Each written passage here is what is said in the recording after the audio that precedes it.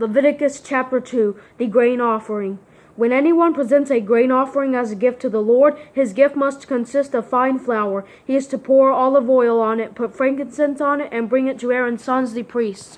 The priest will take a handful of fine flour and oil from it, along with all its frankincense, and will burn this memorial portion of it on the altar, a fire offering of a pleasing aroma to the Lord. But the rest of the grain offering will belong to Aaron and his sons. It is the holiest part of the fire offerings to the Lord.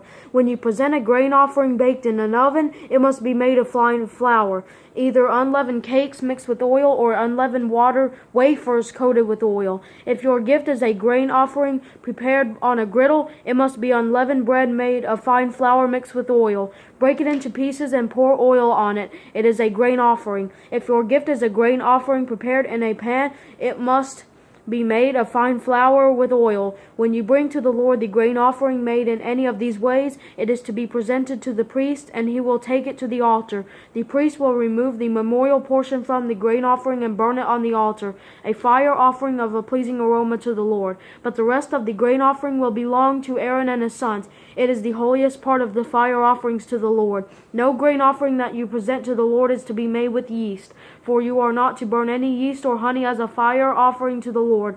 You may present them to the Lord as an offering of first fruits, but they are not to be offered on the altar as a pleasing aroma. You are to season each of your grain offerings with salt. You must not omit from your grain offering the salt of the covenant with your God. You are to present salt with each of your offerings. If you present a grain offering of first fruits to the Lord, you must present fresh heads of grain, crushed kernels, roasted on the fire, for your grain offering of first fruits. You are to put oil and frankincense on it. It is a grain offering.